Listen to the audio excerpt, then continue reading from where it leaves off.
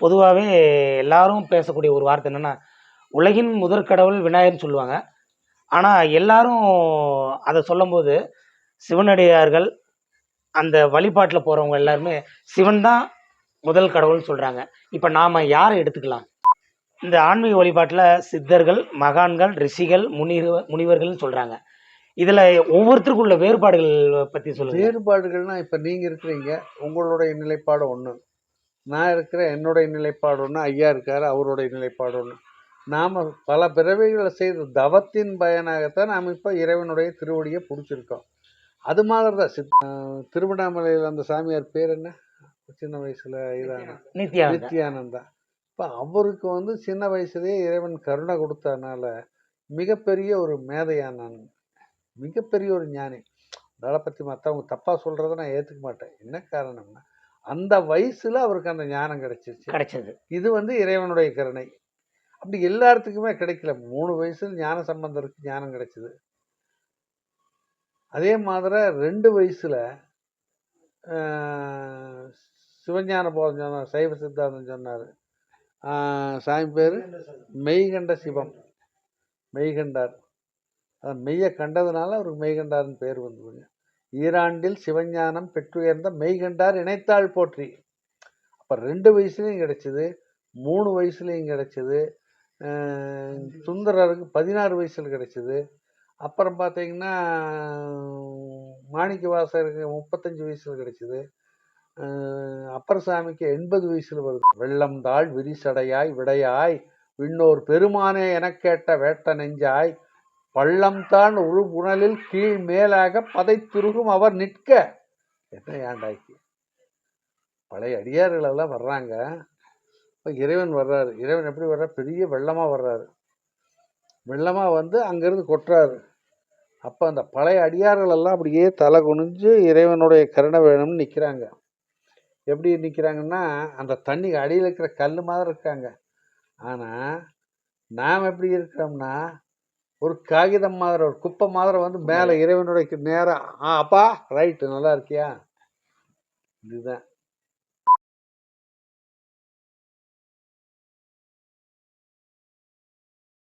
சிவாயனம்பலம்.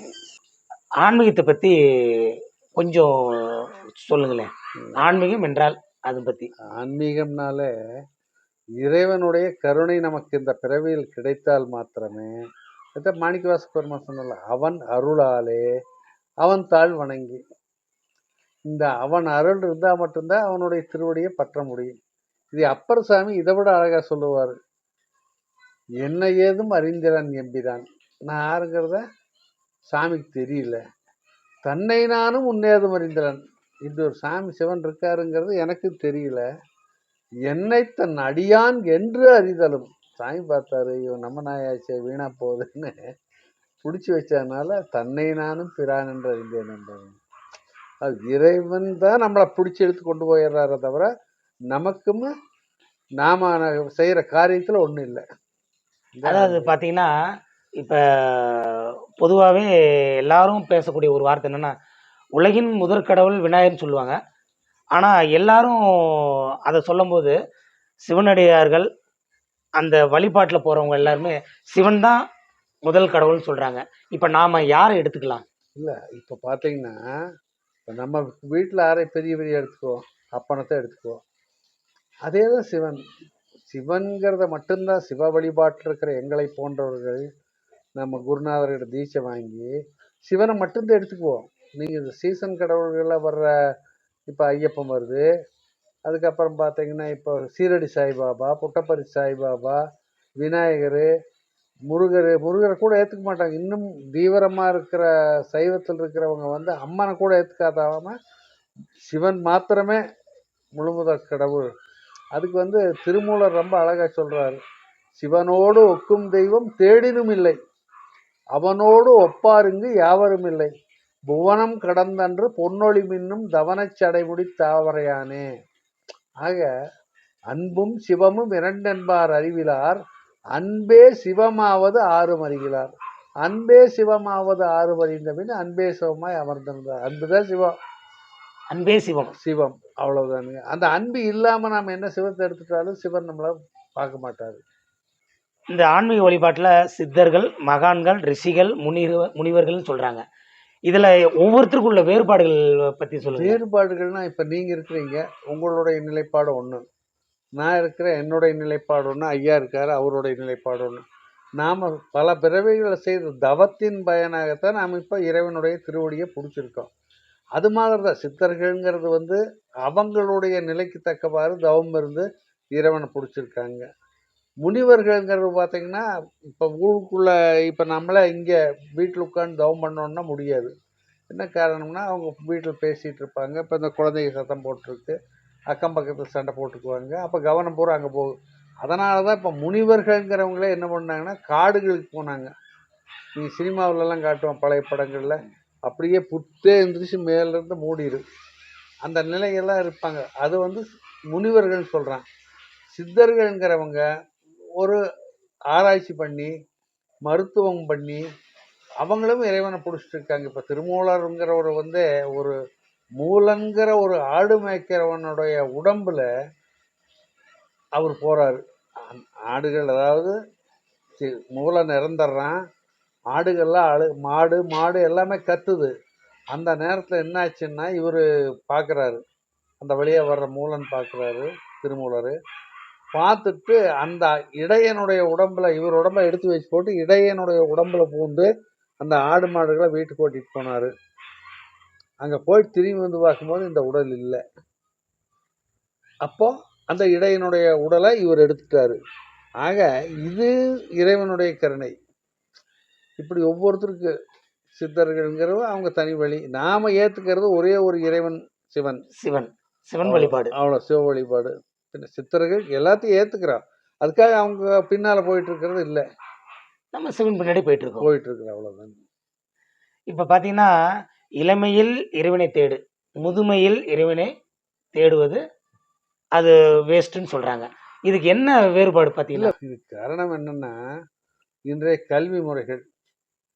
இந்த கல்வி முறைகளை படிக்கிறவங்க வந்து இளமையில யாருமே வழிபாட்டு திருநீர் கூட வைக்கிறது இல்லை. இப்போ பள்ளிக்கூடம் காலேஜ் போகிற பிள்ளைங்க கூட பொட்டு நெத்தியில் வைக்கிறது இல்லை, திருநீர் வச்சு அழிச்சிட்டு போகிறாங்க.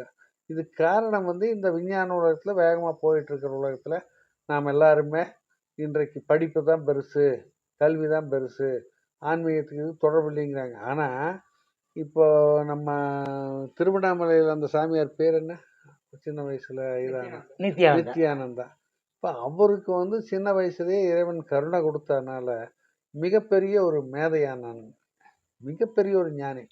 அதனை பற்றி மற்றவங்க தப்பாக சொல்கிறத நான் ஏற்றுக்க மாட்டேன். என்ன காரணம்னா அந்த வயசில் அவருக்கு அந்த ஞானம் கிடைச்சது. இது வந்து இறைவனுடைய கருணை. அப்படி எல்லாத்துக்குமே கிடைக்கல. 3 வயசில் ஞான சம்பந்தருக்கு ஞானம் கிடைச்சது. அதே மாதிரி 2 வயசில் சிவஞான போதம் சொன்னார், சைவ சித்தாந்தம் சொன்னார். சாமி பேர் மெய்கண்ட சிவம், மெய்கண்டார். அதன் மெய்யை கண்டதுனால அவருக்கு மெய்கண்டார்னு பேர் வந்துருங்க. ஈராண்டில் சிவஞானம் பெற்றுயர்ந்த மெய்கண்டார் இணைத்தாள் போற்றி. அப்போ 2 வயசுலையும் கிடைச்சிது, 3 வயசுலையும் கிடைச்சிது. சுந்தரருக்கு 16 வயசில் கிடைச்சிது. அப்புறம் பார்த்தீங்கன்னா மாணிக்க வாசகருக்கு 35 வயசில் கிடைச்சிது. அப்பர் சாமிக்கு 80 வயசில் வருது. அதான் அவர் வந்து சமணராக இருந்தார். சமணர் சைவம்னா என்னன்னு தெரியல, குழந்தைகள் இருக்கும்போது இருந்தார். அக்கா கல்யாணமாகி கல்யாணம் நடக்காமல் போச்சு, இவர் போனார். இவங்க எடுத்துட்டாங்க சமணர்கள். ஆக இப்படி எல்லா வயதுக்காரருக்கும் இறைவனுடைய கருணை இருந்தால் மாத்திரமே. இப்போ நானே பெரியார்கிட்ட இருந்தேன், நாத்திகனாக இருந்தேன். அந்த கருணை கிடைத்த காரணத்தினால 45 வயசுல நம்ம வெளியில் வந்தாச்சு. கொல்லூர் மூகாம்பிக்கு போய் அருள் கிடைச்சது. அங்கேருந்து நம்ம நேராக வந்தோம். 2019 திருமுருகன் பூண்டி. அவ்வளோதான், சிவன் பிடிச்சிட்டாரு. அவ்வளோதான், வழிபாட்டில் நம்ம போயிட்டு இருக்கோம். அவ்வளோதானுங்க. குருநாதர் கிடைச்சாரு. பேரூர் ஆதினா நமக்கு குருநாதருங்க சந்தலைக்கு ராமசாமி அடிகளார். ஒரு நூல் வந்து பொக்கிஷமாக சொல்கிறது வந்து பகவத்கீதையை சொல்கிறோம். அது ஒரு மனிதனுக்கு கொடுத்த நூலாக வந்து திருக்குறளை சொல்கிறோம். மனிதன் கடவுள் கொடுத்தது வந்து திருவாசகம்னு சொல்கிறோம். அந்த திருவாசகத்தை பற்றி சொல்லுங்களேன். திருவாசகம் தான் நமக்கு எல்லாம். பகவத்கீதைங்கிறது எல்லாம் வந்துங்க ஒரு போர்க்களத்தில் நின்று மாசக்கணக்கில் சொல்கிறது எல்லாமே அதை நம்ம ஏற்றுக்க இல்லை. திருவாசகம் வந்து உருகி, தன்னையே உருகி நமச்சிவாய வாழ்க, நாதன் தாழ் வாழ்க, இமைப்பொழுதும் என்னெஞ்சின் நீங்காதான் தாழ் வாழ்க. இப்படி கொண்டு ஆரம்பிக்கிறாரு. அதில் எல்லாத்தையும் அந்த ஒரு நமச்சிவாய பதிகத்திலே வந்து அவருக்கு உண்டான ஒரு மனிதன் வாழ்க்கைக்கு உண்டானது எல்லாமே வந்துடுது, பிறவிக்கு உண்டானது எல்லாமே வந்துடுது. அதை அதில் சொல்லிடுறார், தெளிவாக சொல்லிடுறார். உற்றாரை யான் வேண்டேன், ஊர் வேண்டேன், பேர் வேண்டேன், கற்றாரை யான் வேண்டேன், கற்பனவு வினிதமையும் குற்றாலத் தமர்ந்துரையும் கூத்தா உன் குறைகளுக்கே கற்றாவின் மனம் போல கசிந்துருக வேண்டுவனே. எப்படின்னா சொந்தக்காரமாக தான் ஒருத்தன் ஒவ்வொரு ஐடியா சொல்லுவான். ஒரு பார் சீரடி சாய்பாபா வந்திருக்காரு, அவர் கோயில் இருக்குது, இன்னைக்கு திருப்பதி போனீங்கன்னா பணம் கிடைக்கு, இங்கே கிடா வெட்டினா குழந்தை பிறக்கு, இப்படி எல்லாம் சொல்லுவான். ஆனால் நமக்கு அது எதுவுமே தேவையில்லைன்ட்டாரு. மாணிக்கவாசகர் தெளிவாக சொல்லிட்டாரு. உற்றார் வேண்டாம், ஊர் பங்காளிங்க வேண்டாம், பேர் எனக்கு பெரிய பேர் கிடைக்கும், நம்ம அவங்ககிட்ட போகிறோம் இவங்ககிட்ட போகிறோம், அங்கே தலையை காட்டுறோம் இங்கே தலையை காட்டுறோம், டிவியில் காட்டணும், மந்திரி பார்க்கணும், வேண்டாம். ஊர் வேண்டேன், பேர் வேண்டேன், கற்றாரை யான் வேண்டேன். இப்போ பார்த்தீங்கன்னா நிறைய கம்பெனி ஆரம்பிச்சிட்டாங்க சைவத்து பேரில். சைவம்னு சொல்லி நிறைய கம்பெனிங்க நாங்கள் சைவ சித்தாந்தம் சொல்லி தர்றோம், தீட்சை கொடுக்குறோம், அதை செய்கிறோம் இதை செய்கிறோன்னு காசு வாங்குறாங்க. காசு வாங்கி தான் காசை வாங்கிட்டு செய்கிறாங்க. இது நமக்கு தேவையில்லைன்ட்டாரு மாணிக்கவாசகர் தெளிவாக சொல். கற்றாரை யான் வேண்டேன். அவன் எவ்வளவு பெரிய படிப்பு படிச்சிருந்தாலும் எனக்கு ஒன்றும் வேண்டாம் ஐயா, எனக்கு சொல்லி கொடுக்குறதுக்கு சிவபெருமான் இருக்காருனாரு. கற்றாவின் மனம் போல கசிந்துருக வேண்டுவனே. மாடு எப்படி கண்ணுக்குட்டி தடாவுது, கண்ணுக்குட்டி எப்படி மாட்டை தடாவுதோ, அப்படி கசிந்து உருகி இறைவனை பிடிச்சிட்டோம்னா எல்லாமே கொடுத்துருவோம். வெள்ளம் தாழ் விரிசடையாய் விடையாய் விண்ணோர் பெருமானே எனக் கேட்ட வேட்ட நெஞ்சாய் பள்ளம் தான் உரு புனலில் கீழ் மேலாக பதைத்துருகும் அவர் நிற்க. என்ன ஏண்டாக்கி பழைய அடியார்கள் எல்லாம் வர்றாங்க. இப்போ இறைவன் வர்றாரு. இறைவன் எப்படி வர்றாரு? பெரிய வெள்ளமாக வர்றாரு. வெள்ளமாக வந்து அங்கேருந்து கொட்டுறாரு. அப்போ அந்த பழைய அடியார்கள் எல்லாம் அப்படியே தலை குனிஞ்சு இறைவனுடைய கருணை வேணும்னு நிற்கிறாங்க. எப்படி நிற்கிறாங்கன்னா அந்த தண்ணி அடியில் இருக்கிற கல் மாதிரி இருக்காங்க. ஆனால் நாம் எப்படி இருக்கிறோம்னா ஒரு காகிதம் மாதிரி, ஒரு குப்பை மாதிரி வந்து மேலே இறைவனுடைய நேராக அப்பா ரைட்டு நல்லா இருக்கியா, இதுதான் அவனுடைய அருள். அந்த அருள் இருந்தால் மாத்திரம்தான் நமக்கு ஒளி கிடைக்கும். அருள் இல்லைன்னா இருள் கிடைக்கும், அவ்வளோதான். இப்போ பார்த்தீங்கன்னா 18 சித்தர்கள் சொல்கிறாங்க. ஆனால் முதன்மையான சித்தர் வந்து சிவன் தான் அப்படின்னு சொல்கிறாங்க. எல்லாருமே சொல்லிட்டு இருக்கிறது வந்து 18 சித்தர்னு சொல்லுவாங்க. ஆனால் ஆன்மீக ரீதியாக பார்த்தீங்கன்னா முதல் சித்தர் வந்து சிவன் தான். அதுக்கு பிறகு தான் எல்லாருமே சொல்கிறாங்க. அப்படின்றப்ப இந்த முதன்மை சித்தர் சிவன் அப்படின்றத வந்து அந்த ஆவணங்களில் கொண்டு வரல பாருங்க. அதாவது அந்த 18 சித்தர்கள் மட்டும்தான் எல்லாரும் கொண்டு வர்றாங்க. சித்தர்கள்ங்கிறதே ஆவணத்தில் ஒன்றும் இல்லைங்க. எந்த ஆவணம் வச்சிருக்காங்க சித்தர்கள்? சித்தர்கள்ங்கிறது ஆவணமே ஒன்றும் இல்லை. எல்லாரும் போட்டிருக்காங்க வரிசையா, ஒவ்வொருத்தர் பாடல் எழுதியிருக்காங்க. அந்த பாடல்களை வச்சு கொங்கண சித்தர், அந்த சித்தர், இந்த சித்தர், நிறைய சித்தர் பேரை போட்டு வச்சிருக்காங்களே தவிர ஆவணம்ங்கிறத அவங்க எங்கே பிறந்தாங்க, எப்படி வாழ்ந்தாங்க? இப்போ போகர் வந்து சீனாவில் இருந்தாருன்னு சொல்றாங்க. யாருக்கு தெரியும்? சீன தேசத்துல வந்தாருன்னு சொல்றாங்க, அவ்வளவுதான். அதான் அப்படிதானுங்க.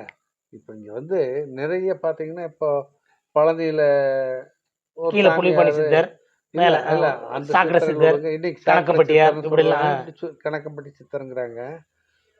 இவங்க சித்தருங்கிறவங்களே யாருன்னா இப்ப ரோட்ல நிறைய இருக்காங்க. அவங்க என்னன்னா தன்னை வந்து இறைவனிடத்துல ஒப்படைக்கணுங்கிறதுக்காக தேடிட்டு இருக்கிறாங்க. அந்த தேடுதல் வேட்டையில் இருக்கிறவங்க சித்தர்கள்.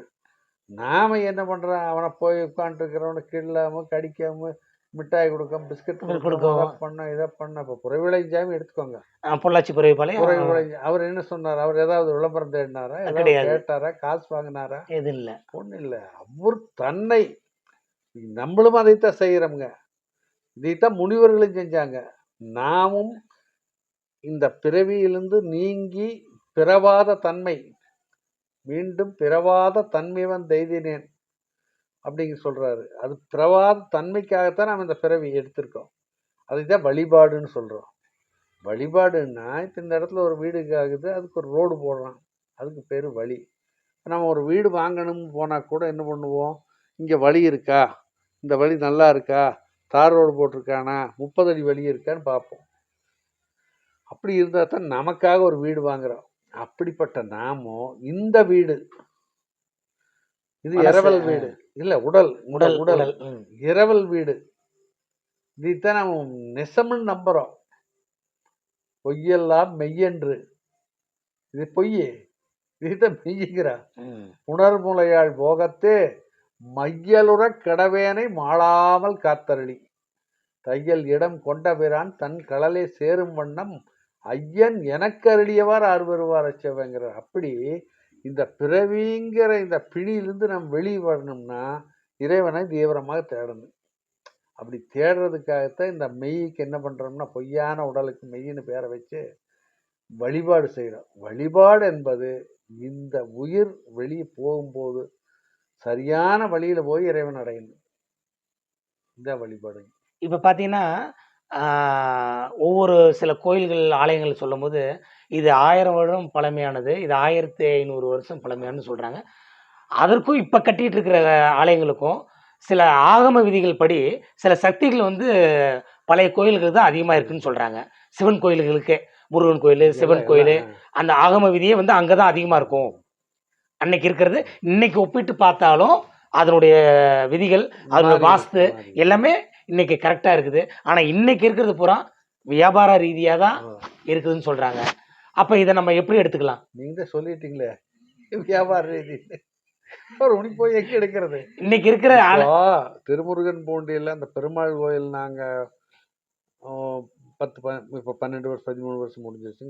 முதல்ல இது அந்த காலத்துல கட்டின கோயில யாருமே பிரிக்காம இருந்தாங்க. அப்ப மணியையர் இருந்தாரு. மணியையர் இருந்தாரு. இது என்னடா பண்ணலாம்னாரு. இடிச்சு போடலாம் ஐயானே. இடிச்சிடலாமான்னாரு. இடிச்சிடலாம் ஐயானே. ஆஃபீஸ்க்கு போய் கேட்டோம். இது யார் கட்டுறாங்கன்னு ஸ்பான்சர் லெட்டர் வேணும்னாங்க. என்னடா பண்ணலாம்னாரு. நானே எழுதுனேன். மணியையர் ஸ்பான்சர் பண்ணுறோம் எழுதி கொடுத்தோம். ஆஃபீஸர் விட்டு கொடுத்தோம். மெட்ராஸ் போனோம். ஆர்டர் வாங்கினோம். எடுக்கும்போது பார்த்தீங்கன்னா கீழே அஸ்திவாரம் கிடையாது. கீழே ஒரு அரை அடி கீழே மண்ணு தான் இருக்குது. இந்த கல்லுக்கு மேலே இதே தான் தஞ்சை கோயிலும் இருந்து அரை அடி கீழே பார்த்தீங்கன்னா மண்ணு தான் இருக்கு. இப்போ இந்த நீங்கள் வர்ற வழியில் ஒருத்தருக்கு ஒரு கட்டடம் கட்டிட்டு இருக்காரு. ஒரு 1000 வருஷம் இருக்கிற வெளிநாட்டு கம்பிகள் கொண்டு வந்து அதைய பெல்ட் பீம், மேல ஒரு பெல்ட் பீம், அதுக்கு மேல ஒரு பெல்ட் பீம், அதுக்கு மேல கட்டடம் பில்லர் போடுறாரு. ஆமா. இப்போ இது எல்லாம் நிக்குதா? இது நிக்கல.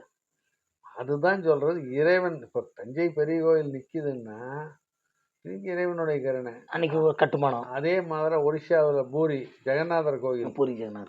பெரிய புயலும் காத்து வந்து பூராமே அழிஞ்சிருச்சுங்க. இந்த கோயில் அப்படியே நின்றுச்சு. காரணம் என்னன்னா அந்த இடத்துல இறை ஆற்றல் இருக்குது. அதான் ஆற்றல் தான் ஆகம சக்தி அந்த இடத்துல நிறைய இருக்குது. அதேதான். இதான் நம்ம வந்து இன்னைக்கும் அந்த வழிபாட்டுல இருக்குதுன்னு சொல்றதுக்காக தான் இதுதான் நிறைய அந்த சிவனடியார்கள். இன்றைக்கு வந்து நம்ம கோயில் கட்டுறோம்னு சொல்லிட்டு இப்ப நாம 1-2 சாமி வச்சிருக்கோம். இப்போ நாம யாருக்கிட்ட போய் 10 பைசா பிச்சை எடுக்கிறது இல்லைங்க. நம்ம திருமண சார்பில் இன்னைக்கு வரைக்கும் ஐயா நான் இந்த கோயில் கட்டுறேன், அதை பண்றேன், இதை பண்றேன்னு போய் யாருக்கிட்ட எங்களை கூப்பிட்டாங்கன்னா வெளியில் நிகழ்ச்சி கூப்பிட்டாங்கன்னா போக்குவரத்துக்கு காசு கொடுத்தா வருவேன். அவ்வளவுதான் முடிஞ்சு. இல்லாட்டி வேண்டாம். பெட்ரோல் போட்டு கொடு காருக்கு. நான் அந்த இடத்துக்கு வர்றேன். நிகழ்ச்சி முடிச்சு வேண்டாம். இப்படித்தான் பண்ணிட்டு இருக்கிறோம். ஆனா இன்னைக்கு பாத்தீங்கன்னா இந்த பெருமாள் கோயில் இப்ப கட்டினாங்க திருமுருகன் பூண்டியில். திருமுருகனாசாமி அறக்கட்டளைன்னு ஒன்று இருக்குது. அதுல இருந்து அரிசி எடுத்தாங்க பணத்தை. அதுல இருக்கிறவன அந்த ஆர்ச் ஒன்று ரோடு மேல இருக்கு, ஒரு பெயிண்ட் அடிச்சு உடையன்னா கூட பணம் இல்லைங்கிறேன். அப்ப இந்த பணம் எல்லாம் என்ன ஆகுது, எங்க போகுது யாருக்கு தெரியும். அப்ப என்ன ஆச்சு, தவறான வழியில கட்டுறாங்க கோயில். இந்த கோயில்களும் ஆற்றல் இல்லாம தவறா போயிருதுங்க. இன்றைக்கு இருக்கிற அதுக்கு வழிபாடு செய்யற ஐயர்களுமே அந்த ஆற்றல் பெருக்கிற இது இல்லாம அவங்களும் காசு காத்தா இருக்காங்க. ஆகவே காசே தான் கடவுளடா. மொத்தத்துல வந்து ஆன்மீகம் வந்து இன்னைக்கு காலகட்டத்துல பணம் தான். பணம் எல்லா கோயிலும் கூட்டம் வருதுங்கிறாங்க. நிறைய கூட்டம் வருதுங்க. இப்ப பாத்தீங்கன்னா நேத்து பழனியில எத்தனையோ கோடி ஒரே நாள்ல வந்து 1.5 கோடி 2 கோடி வசூலாயிருக்கு. இப்ப 2 நாள் நடந்த நிகழ்ச்சிக்கு 1 கோடிக்கு மேல வசூல் ஒரே நாள் உண்டியல். இதுக்கெல்லாம் என்ன காரணம்னா தப்பா சம்பாதிக்கிற பணத்தை நாம கொண்டு போய் திருட நின்று பண்றான். திருட போகும்போதே சாமி இன்னைக்கு எவ்வளவு கிடைக்குதோ அது பெர்சன்டேஜ் கொடுத்துட்றேன், உண்டியல கொண்டு வந்து போட்டுறேன். சினிமாக்காரன் என்ன பண்றான், நமக்கு ஒரு பர்சன்டேஜ் போடுறேன். இப்போ இவ்வளோ பெரிய வெள்ளம் வந்தது, பூகம்பம் வந்தது, ரஜினிகாந்த் 10 ரூபா நன்கொடை கொடுத்தானா? இல்ல. இல்ல. ஆனா கேட்டா என்ன பண்றேன், நானும் ரிஷிகேஷ் போறேன், ஹரித்வார் போறேன், அங்க போய் தவம் பண்றேன்ங்கிறேன். நீங்க ஒரு உணவு கொடுக்குறீங்க, அந்த உணவு கொடுக்கறது ஒண்ணுதான். உலகத்திலேயே மிகச்சிறந்த தானம்னா அன்னதானம். ஒரு 4 இட்லி சாப்பிட்றான்னு ஒருத்தன், கொடுக்குறோம். 4 இட்லி சாப்பிட்டோன்னே போதுமா ஐயான்னா, சட்னி, சாம்பார், புளி சட்னி எல்லாம் நல்லா சூப்பரா இருந்துச்சுன்னா இன்னொரு இட்லி கொடுங்கம்பா. அப்புறமும் இன்னொன்று கொடுங்கம்பா. அதுக்கு மேல இன்னொரு 2 வைக்கிட்டா? ஜிலேபி நல்ல ருசியா இருக்கு, 4. ஐயோ வேண்டாங்க, அவ்வளவு திகட்டிரு.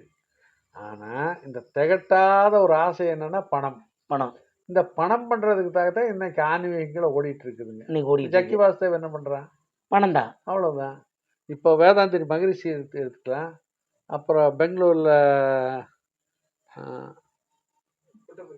இல்ல, பெங்களூர்ல நம்ம தஞ்சாவூருக்கு கும்பகோணத்துக்காரர் இருக்காரு ஐயரு, அவரு ஞாபகம் சொல்றேன். இவங்க எல்லாம் என்ன பண்றாங்க, தியானம் சொல்லி தர்றோங்கிறாங்க. அந்த தியானம் சொல்லி தர்றது காசு வாங்குறாங்க. ரவிசங்கர். இவங்க எல்லாமே எல்லாருமே சாய்பாபா ஆகட்டும், ரவிசங்கர் ஆகட்டும், ஜக்கி வாசுதேவ் ஆகட்டும், அல்லது வேதாந்திரி மகரிஷி ஆகட்டும், இப்படி எல்லாமே காசை வாங்கிட்டு தான் இந்த வழிபாட்டுக்கே போறாங்க. இல்ல, இந்த வழிபாடுங்கிற மிகப்பெரிய ஞானம் அவங்ககிட்ட தான் இருக்குது. நாமளும் காசு கொடுத்து போட்டு வாயை தந்துட்டு போய் நிக்கிறோம்.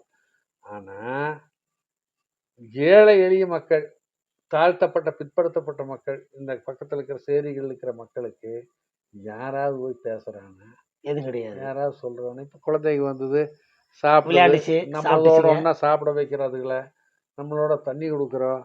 பையா அது கை கீழே விழுந்துட்டோம்னு வந்தானா அவனுக்கு என்ன போட்டு நீ விட்டாங்க. அதுல நாம ஜாதி பார்க்கறது இல்லைங்க. ஆனா அவங்க என்ன பண்றாங்க, இந்த மேல் ஜாதிக்காரங்கிற வழிபாடு பண்ணணும், கீழே இருக்கிறவன் வசூல் பண்ணணும், பணத்தை ஓட்டிட்டு மேல இருக்க வழிபாடு, கீழே இருக்கும் வசூல். அவ்வளவுதான். அதுதான் இன்னைக்கு இருக்கிற கோயில்கள் நிக்காததுக்கு காரணம், அன்றைக்கு இருக்கிற கோயில்கள் நிக்கிறதுக்கு காரணம். ஐயாவுக்கு பார்த்தீங்கன்னா ஆன்மீகத்தில் ஆரம்பித்து அன்னதானத்தில் வந்து கரெக்டாக முடித்து நமக்கு ஒரு நல்ல சில தத்துவங்கள்லாம், நமக்கு நல்ல விஷயங்களையும் சொல்லி கொடுத்துருக்காரு. இந்த மாலை நேரத்தில் அவருக்கு ஒரு நல்ல ஆன்மீகம் கலந்த ஒரு நன்றியை மகிழ்ச்சியோட நம்ம தெரிவிச்சுட்டு விடைபெற்றுக் கொள்வோம். மகிழ்ச்சி. நன்றி, வணக்கம். மகிழ்ச்சி. மீண்டும் சந்திப்போம்.